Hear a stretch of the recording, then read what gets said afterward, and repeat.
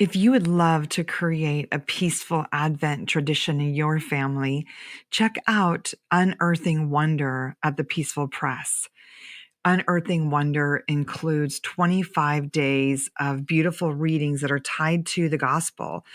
And as you read the animal stories from all creation waits, these beautiful, thoughtful stories of animals hibernating in winter, you then turn to our Unearthing Wonder Advent Companion, and there are ornaments to color and little stories to read that tie together this concept of animals waiting in winter to the waiting that Mary did as she was carrying our precious Lord Jesus. And so each of the days of Advent readings just have a short commentary on the animal story. It'll give you instructions on lighting the Advent calendar. There are Bible verses and animal ornaments and Christmas carols included. And if you go to thepeacefulpress.shop/products/the Peaceful Press Unearthing Wonder, you can grab this Advent guide and create a really beautiful and life-giving Advent with your family this holiday season. This is Jennifer Pepito with the Restoration Home podcast. This is the show where we talk about the peaceful path to connected families and restored communities.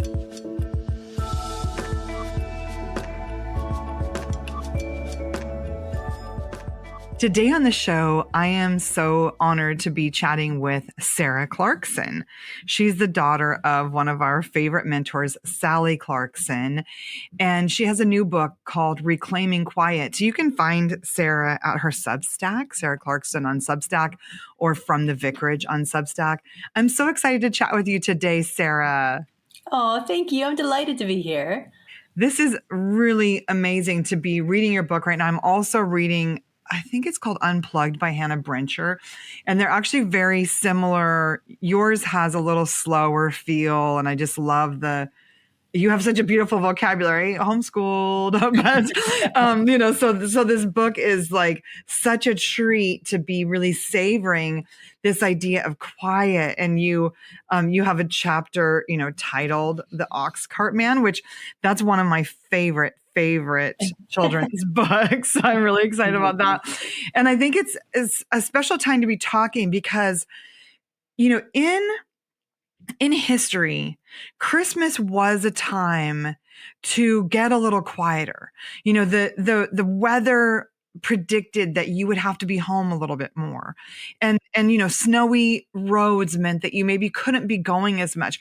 But I think for a lot of modern American families, we have lost that ability to just like nestle in with our families and create a really cozy Christmas, a really quiet, sacred Christmas. And instead, we're like piling on activities and rushing from place to place. And I think it's a real cost, especially to young children. Young children do not thrive on being stuck in the car seat every day, multiple times a day. Like, we have our grandchild here off and on this weekend, and she's just so happy to be in her little, in our house, we have lots of little toy cupboards and she knows where they are. And it's just so cozy for her to be able to wander around and be comfortable and not have to be constantly on an outing. So as you were writing this book and probably thinking about even your own family traditions, because you obviously wrote this a little while ago, like how did this change the way you guys celebrate holidays? It's interesting. I think in many ways it deepened and confirmed impulses in me that were already there. So I already had kind of a sense that, I love the Advent and Christmas season. I look forward to it all year. But I think, the more you move into the busyness of modern life and, there's an aspect, the more you move out of childhood, but I've kept a certain awe in this season most of my life. But I think increasingly in a world very saturated by screens and by the kind of timeless, seasonless space of the internet. So I feel like we all spend so much more time there these days.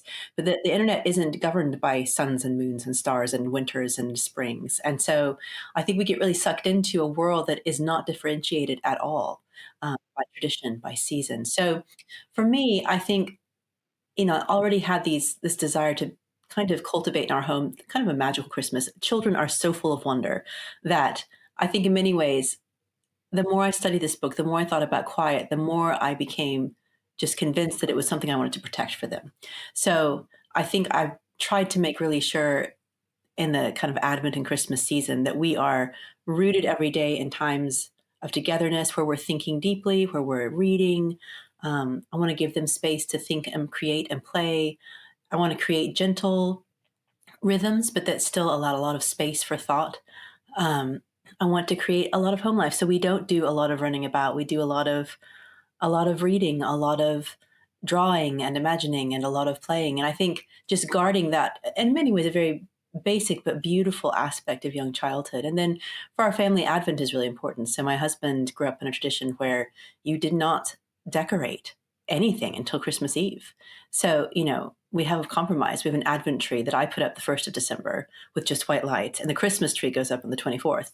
But that's actually meant it slowed down kind of that gallop towards Christmas and all the glitz and all the cookies and we slow it down. And we really actually do keep the 12 days of Christmas as well. And we've created traditions to go with quite a few of the specific days within that kind of 12-day feast to make it really special and spiritual and important to our family. So Oh, that's so beautiful. And I think that is one of the beauties of, you guys are in the Anglican tradition where there's probably more of an observation of the church calendar and so many special days that could be observed, St. Nicholas Day. And I'd love to hear some more of those.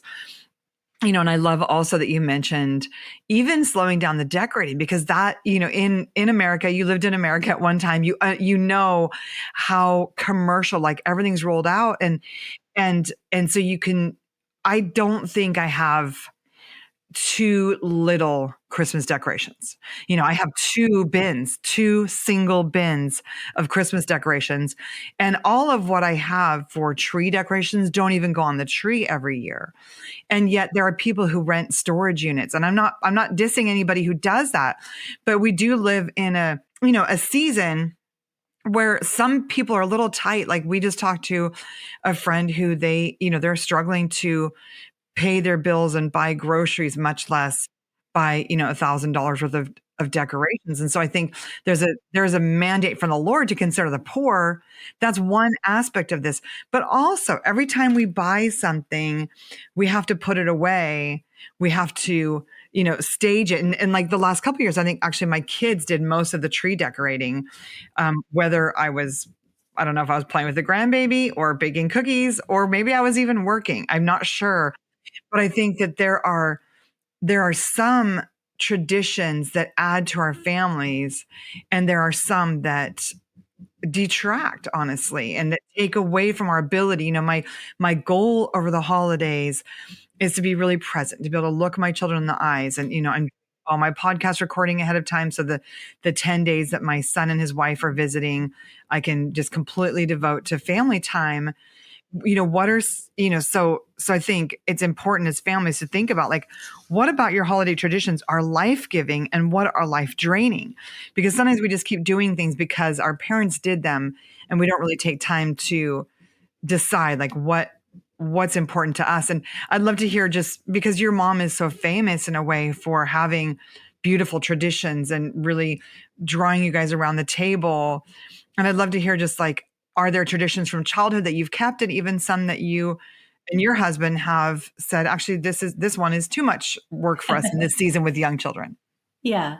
I mean, I think the traditions my family really clung to the most were very doable things that could kind of be flexibly applied. So, there's certain cookies we would make during the holidays, and I just do them slowly. But we did a number of things we've kept. So, like, my mom has talked a lot, and I'm sure you've heard of it, but the shepherd's meal. So on Christmas Eve, um, before the glitz of the presents and, the kind of the wildness of children opening everything, we would have the shepherd's meal, which was very simple: potato soup and bread and cheese. It got a bit fancier as everybody got older, and you added, nice drinks and nice cheese.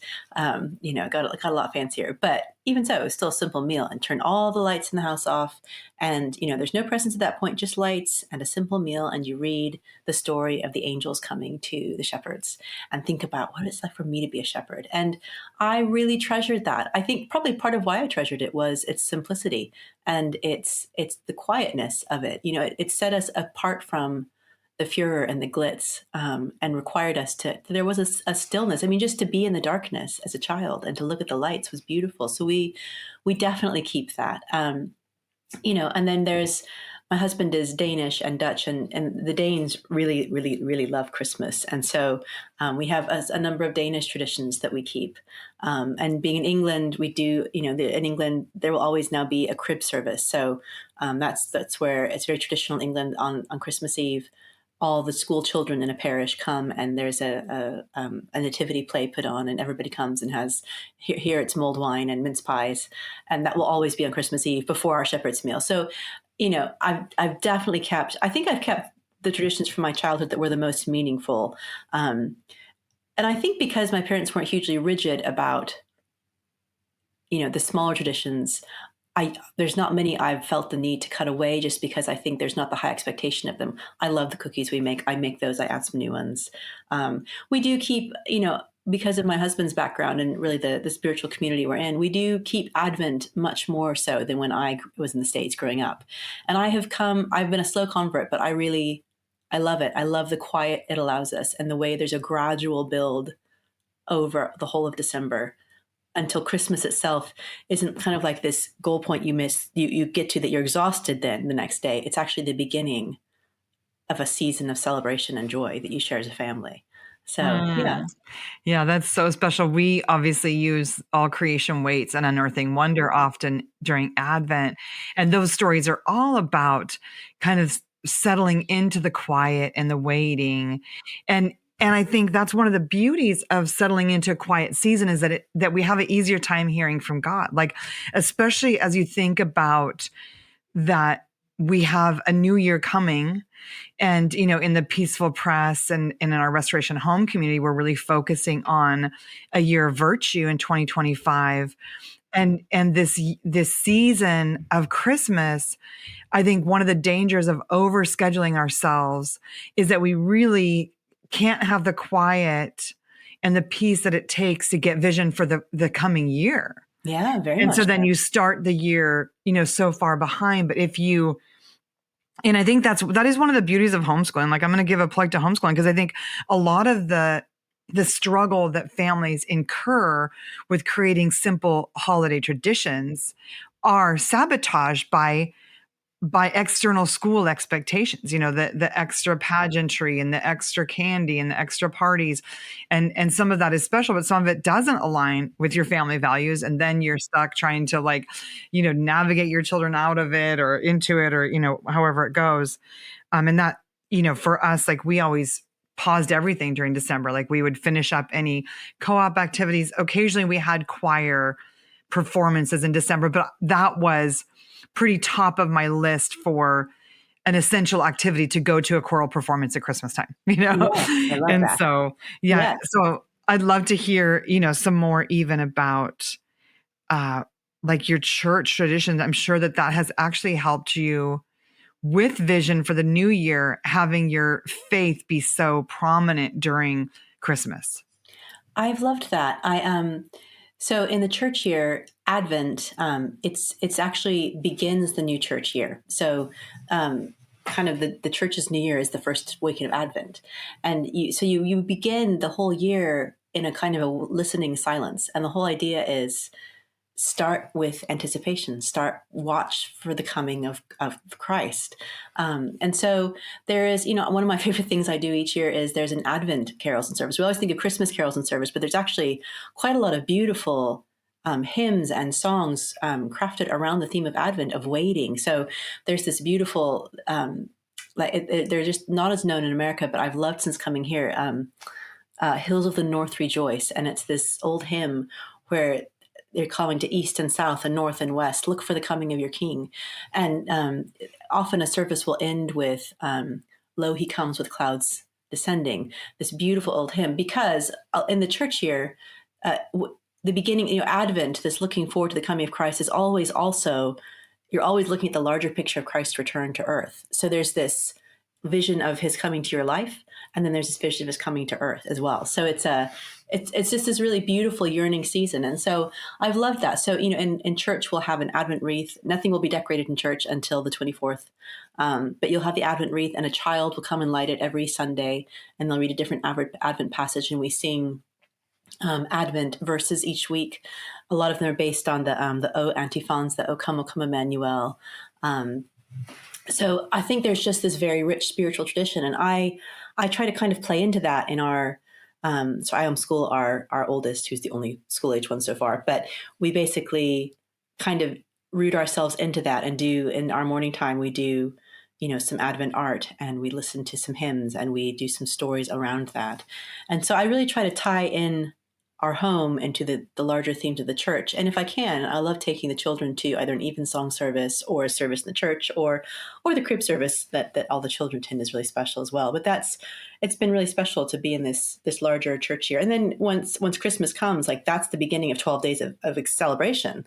And we have very specific things we do during those 12 days, and different saints that we remember. And there's one of the saints' days is Saint Gregory and Saint Basil, who were great scholars of the early church. So that's the day we go out and we buy a book at a bookstore to remember, great Christian scholarship. This is something that's possible for you, and things like that. So, yeah. Oh, I love that. And it's amazing how you are getting to start new traditions, because I think sometimes people feel like, oh, we didn't have any traditions in my family growing up. There's nothing to carry on. And so they feel a little bit hopeless about creating a family culture even. And yet, as strong as your family culture was, you are still getting to create your own family culture with your husband.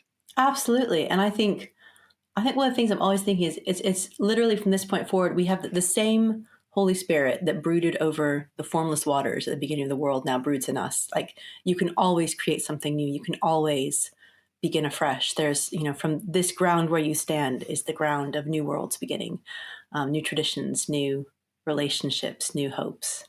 Yeah. In your book, you talk a lot about shalom, about being able to have that peace and wholeness despite what's happening around us. And, I was just reading a study about phone use and how it automatically raises our cortisol. And, it's so discouraging, because it's hard as modern women to break free from our phones, whether we are doing online work or just shopping for our families. There's a pull to being online, but there's also obviously a cost. And I'd love to hear, in your book, Reclaiming Quiet, you talk quite a bit about learning how to put things in their proper place, that you could have a real in-person 3D sensory rich life with your family. Yeah. I think one of the first things I realized is, my use of the phone, and I'm very much with everybody else. I struggle with, when should I be on, when should I be off? But I realized increasingly my use of time was going from screen to screen. So, it was kind of, my experience of a day would be based on kind of framed by when I jumped online. And I think what I realized was I wanted a life that was rooted in offline places. I wanted a life that was rooted in quiet, in spaces of attention. And so I think, on the one hand, you can make, a dozen rules for this is how I'm going to use my phone. But I realized I was self-defeating, because my phone was still the primary thing. When I changed it a bit and said, I'm now going to create, which is kind of a much more positive thing to do. I'm going to create these specific times in my day where the phone will have no part, and I will root myself in a moment of quiet. And that can be accompanied by books. It can be accompanied by journaling. It can be accompanied by music, but it is in its essence a place of attention, a place of listening, a place where I'm gathering the fullness of my consciousness and presence in this moment. I'm listening for God. I'm attending to what is before me. And I'm rooting myself in such a way that this shapes the way I interact with the rest of the day, the way I look at my children, the way I read the books around me, the way I look at the world. And I think once I did that, that became kind of my model for what I wanted, was a life rooted in these moments and shaped by the quiet that extended from them. Yeah. And I think that is one of the beauties of, having some purpose for your time. Because if you just say, oh, we're not going to be as busy this Christmas, but then you sit at home on your phone the whole time, it sort of defeats the purpose. But Entirely. if what you trade it for is you say, we're not going to be as busy, but we're going to make sure we take a daily nature walk, or we're going to make sure we take a weekly hike, or we're going to, gather with friends once a week to bake cookies together. Like, if you can replace that, super busyness with some intention. And that's where, I love crafting with my kids. Even as my children grow, what my son and his girlfriend and my daughter, we all sat down last week and made those paper bag stars. You glue Yes, paper it's bags amazing. together and unfold them, and it creates this beautiful snowflake or star. And it was still fun even with the older ones. I had my 15-year-old slicing oranges for orange garland. Like, That's amazing. there's a lot of things that we can spend our time on. And I think, it's easy, especially for those families whose children are growing into the teen years, to sort of just throw up your hands and be like, well, they're teenagers now, so I have no say over the way they spend their time. But really, if we can continue, if quiet is a value for us as a family, if we can continue pulling our family into, even if it's like some of those activities are out of my preschool or early elementary activity guides, but they're still fun for the whole family. And if we can learn to pull together to do, whether it's walking in nature or reading out loud together or playing a game together, then the quiet, it's funny because those things don't necessarily sound quiet. You know what I mean? When you're laughing over a game with your family or running through the woods together, those don't sound quiet. But there's a different kind of mental space that we get when we're with other people and we're in sort of a more natural or non, it's a different experience than, watching a show or a movie. Your brain actually can receive ideas from God. And I think that's really significant for us as families. If we want to live with vision, to create that mental space. Oh, absolutely. And I think that's one of the things about quiet. I think we often misunderstand it as kind of like this subtraction of everything. It means no distraction, no noise, no people. And actually, I would say that's silence. I think quiet is it's kind of an orientation of the heart. It's an atmosphere you create. It's the choices. It has a shape and a body in a sense. It's the way we live every single day. And I think, that I think probably teenagers need quiet as more than almost anyone, because they're about to enter. They'll already have the turmoil of their own inward selves. And then there's the turmoil of the outward world. To have these moments of being brought to a childlike attention, to a childlike joy, to crafting something, to that is quiet, because it is the bringing of ourselves, the bringing of themselves to a place of wonder and openness and listening to God's voice and beholding Him in nature, in beauty, in crafts. I kind of can't wait till my children are a little bit older so we can dig deeper on all of these, beautiful themes that we're doing in Advent. Yeah, I love that. And that is one of the beauties too of like project-based homeschooling, is it does be, as you're working with your hands, it does give you some mental space. And so, I think over the holidays, if families can, just try to learn a new craft together, to watercolor some Christmas trees. I mean, it's the most simple of brush strokes to Yeah, watercolor a Christmas tree, or try, lacing a shape together. Any of these really simple activities bring that, the handwork that actually gives you some mental space to think or wonder. very much so. What have you found to be, sort of a workable balance in a way, in terms of creating that quiet while also being someone who has an online life where you have to work, you're actually promoting a book right now? Yeah, I'm still not very good at it. I'm still not nearly as good at it as I like to be. But I think what I've come to is trying to create very specific spaces for my work, and very specific spaces for quiet and not letting them bleed into each other. So I do find it very hard after a day of online work to shut off the online world. And it can often bleed into my evenings. And so I think something increasingly I don't always do well, but I'm trying is, first of all, I'm trying to, the thing I really want to do long term is have a set morning and evening moment, even if it's 5 minutes, that there is space for prayer before I turn to my phone, that I get out of the bed and, even after, I have my 5 minutes after I've gotten the children dressed, that I use that just for prayer and quiet and reading, even 5 or 10 minutes. So having those set points. But then also, I'm aware that setting lots of rules isn't usually my most productive thing, but creating spaces. So saying, I will not work on my computer after 8 p.m. at night. I will not look at my email before noon on a day that I'm homeschooling. I will not. These very simple, I can't do the whole thing. I can't say I'm going to give up my iPhone. I can't say I'm never going to check Instagram, but I can do this. So I think creating boundaries, recognizing my limited nature. I have a husband who's very good at saying, Sarah, you're exhausted, take a nap first. And that's actually a really good, I'm embodied, I'm limited, I'm finite, which is exactly what the internet would like us to think we aren't. And so I think I'm trying to root myself more and more in very physical practices. Take a nap, take a walk, have a cup of coffee, even before I do all of my online work.